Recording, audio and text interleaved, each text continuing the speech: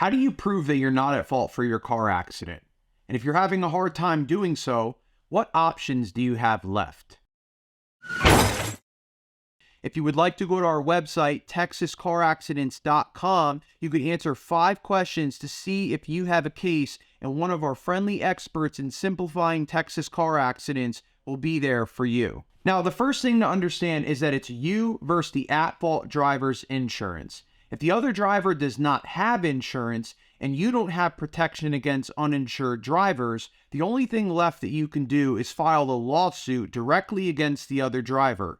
And unless they have major assets to go after, it's a very uphill battle to do so. You can watch our video on who pays my car accident settlement for more details there, but for this video, we're going to assume that the at-fault driver has auto insurance and you are trying to get them to accept responsibility.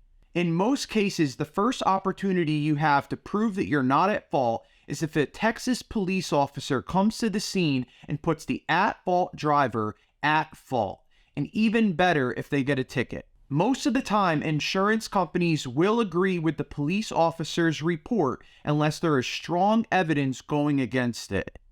Now, if there is no police report, or the police report puts you at fault, or the insurance company is denying your claim even though the police report puts the other driver at fault, here's the next couple things that you could do to prove that you're not at fault for this accident. Now, the most obvious one is that the other driver admits that they're at fault. Maybe they admit fault at the scene. Maybe they admit fault on video camera that you or a nearby person caught. Maybe they admit fault by the police officer's body camera, or later on, they just admit to their insurance company that they're at fault for the accident. That is absolutely your best hope in moving forward with proving that you're not at fault. It's really nice when people are just honest and truthful about what happens on the road. Another way to prove that you're not at fault for the accident is if you have a credible witness or witnesses that saw the accident happen. We actually have a case right now where our client was parked on the side of the road and a box truck came flying by, sideswiped his vehicle, and then fled the scene. In this type of accident, unless you're able to find that box truck, or someone catches a license plate, it's going to be an uphill battle to try to prove that that box truck was at fault for the accident. But guess what? In this specific case, we have a witness who works for the district clerk's office who is up in her window watching the entire thing happen. She came downstairs, wrote the license plate on a napkin and gave it to our client, and we were able to find that box truck, and we are in the middle of pursuing that case right now. So after your accident, be sure to look around. Is there someone walking on the side street that may have caught it, that may just keep walking to mind their own business, but because you see them, you go over and you ask them, hey, did you see the accident? Can you please give us your information? We've had another case where someone who was driving by saw the accident. They called 911, but they had a place to go, so they didn't stop and give their information. We later on requested the 911 call report, got the information of the person that called 911, and then talked to them on the phone, got a notarized affidavit stating that they witnessed the accident, and then we were able to make our case. Another way to prove that you're not at fault for an accident is video evidence. That is one of the hardest things to refute. So after the accident, you should look nearby. Is someone filming that maybe caught the accident on camera? Is there a nearby business or some type of residential home that has a door camera or a camera on the side of their building that may have caught this accident?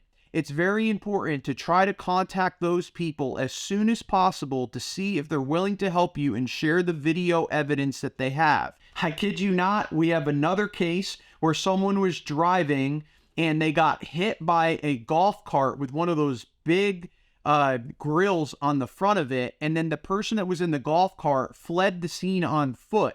But there was a nearby business that had a video camera at the top of their business, and it caught the whole entire accident on camera. Of course, if you have a dash camera or you see that the other driver has a dash camera, if you want to get the dash camera of the other driver, you or a lawyer should send a preservation notice to that person as soon as possible, telling them that they have to preserve that evidence from the accident. Sometimes people think that the traffic lights were able to capture video evidence of the accident, but at least in Texas, this is most of the time very unlikely. A lot of the cameras are not even on, and if they are on, they're only taking pictures of people going through red lights. Another type of video evidence that accident victims seem to think they can get very easily is highway footage, but this is not an easy thing at all. Most of the time, if there is highway footage at all, it's being overwritten very quickly and it's not being saved.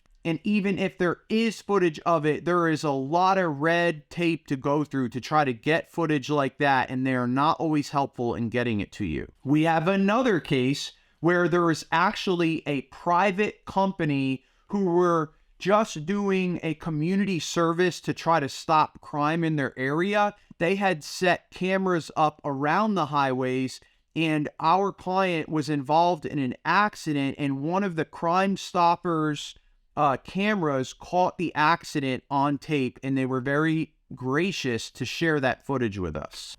There is another way that you could determine who is at fault for the accident by looking at property damage, but this is a very challenging and difficult thing to do because of how so many accidents will end up with the same property damage if you just change the story a little bit. For example, let's say that this truck puts his vehicle in reverse and hits this car.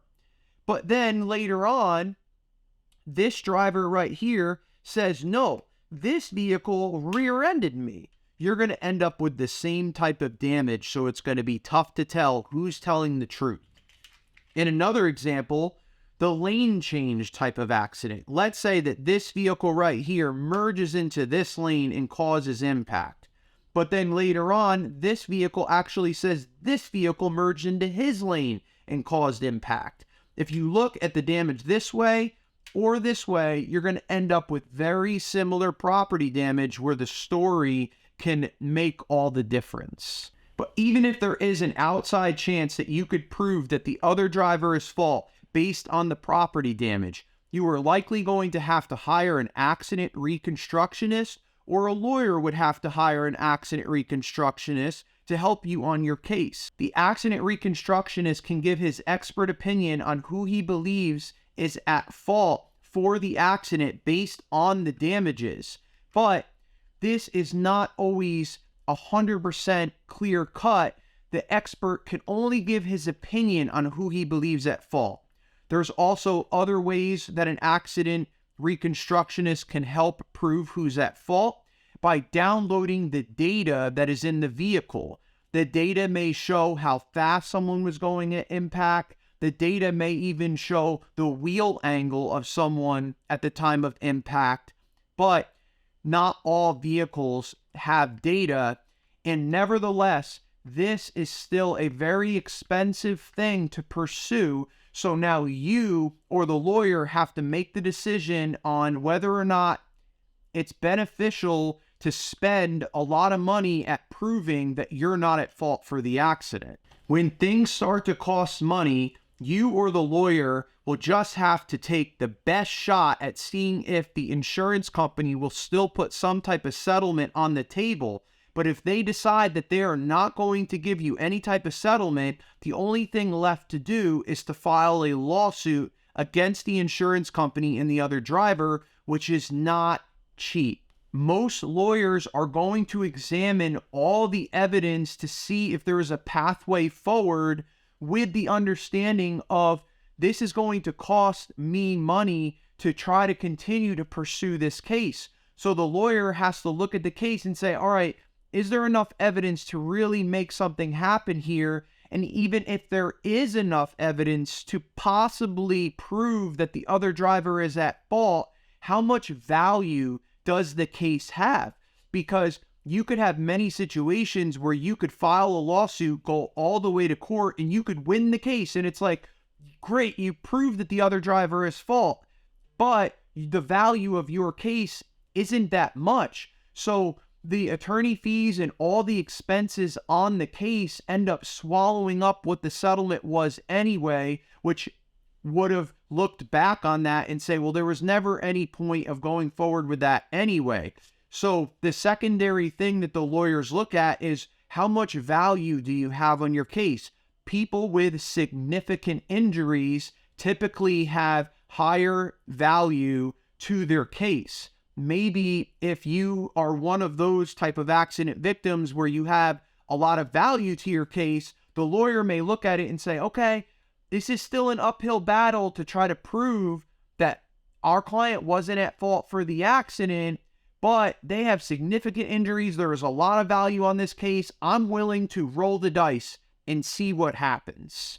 This is where you see a lot of accident victims calling a lot of different lawyers, because a lot of lawyers get the facts of the case, they hear about the evidence, they hear about the potential value of the case, and they respectfully decline the case. And then the accident victim picks up the phone and they're calling this lawyer and that lawyer. Will you take my case? Will you take my case? Will you take my case? I'm not at fault. I'm not at fault. I'm not at fault. Sometimes it's not just about whether you're at fault for the accident. It is, can we prove that you're not at fault? And if it's going to cost us a lot of money to prove that you're not at fault, do you have a value that is significant enough to try to actually do that? If you have tried and no lawyer is willing to take your case, of course, you could learn on your own to see what it will take for you to personally file a lawsuit, or you could reach out to the auto insurance company to see if they're willing to give you a nuisance value on your case to resolve the matter. I hope that this video has helped you prove that you were not at fault for your accident. If you would like to go to our website, texascaraccidents.com, you could answer 5 questions to see if you have a case, and one of our friendly experts in simplifying Texas car accidents will be there for you.